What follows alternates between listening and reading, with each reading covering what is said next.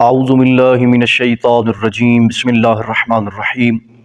چند مقامات پہ رفع حاجت کرنا حرام ہے۔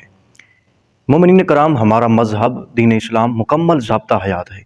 جہاں دین اسلام نے، شریعت آل محمد نے نماز، قرآن کے واجبات اور محرمات اور دیگر چیزیں بتائی ہیں، وہیں اس دین اسلام نے انسان کی زندگی کے اندر درپیش آنے والے تمام مسائل کے محرمات اور مستحبات بتائے ہیں۔ تو ان تمام مسائل سے ایک شیعہ کو ان تمام مسائل سے آشنا ہونا ضروری ہے۔ چند مقامات ایسے ہیں کہ جن پہ رفع حاجت کرنا حرام ہے۔ اگر آپ ان مقامات پہ رفع حاجت کریں گے تو خدا کی طرف سے سخت عذاب کے مرتکب ہوں گے۔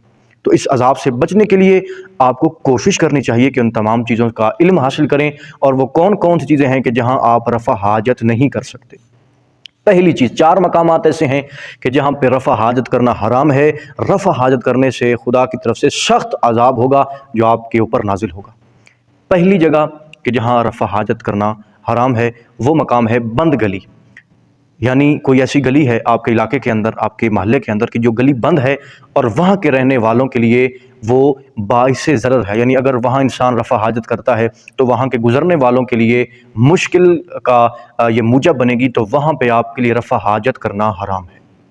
دوسرا مقام کہ جو جگہ، جو مقام کسی کی نجی ملکیت میں ہو، مثال کسی کا مکان ہے، کسی کی ملکیت میں ہے اور اس نے وہاں اجازت نہیں دے رکھی کہ وہاں کوئی رفع حاجت کرے، اگر آپ اس مکان کو غیر آباد سمجھ کر یا ویسے جہاں وہاں پر رفع حاجت کرتے ہیں، تو وہاں رفع حاجت کرنا آپ کے لیے سخت عذاب کا مرتکب ہوگا، اور وہاں بھی رفع حاجت کرنا حرام ہے۔ تیسری چیز، تیسرا مقام جہاں پہ رفع حاجت کرنا حرام ہے، مومنین مومنات اس مسئلے سے ناواقف ہیں، وہ مقامات ہیں مومنین کی قبروں پہ۔ مومنین کی جہاں قبریں ہوں وہاں ان کی قبروں پہ یا ان کی قبروں کے ساتھ، چونکہ یہ حرمت کا باعث بنتی ہے، لہٰذا ان مقامات پہ، ان تیسرے مقام پہ بھی رفع حاجت کرنا حرام قرار دیا گیا ہے۔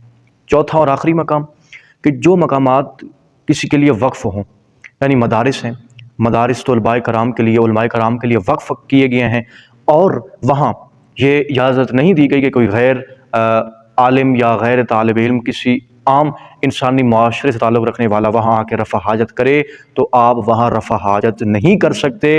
اس چوتھے مقام پہ بھی آپ کا رفع حاجت کرنا حرام ہے، لہذا ان تمام مقامات سے رفع حاجت کرنا آپ کے لیے حرام قرار دیا گیا ہے۔ لہذا ان تمام مقامات کو سے آشنائی رکھنا بھی ضروری ہے، اور ان تمام مقامات سے بچنا بھی آپ کے لیے ضروری ہے۔ کیوں؟ اگر آپ یہ عمل انجام دیں گے تو خدا کی طرف سے سخت عذاب کے مرتکب ہوں گے۔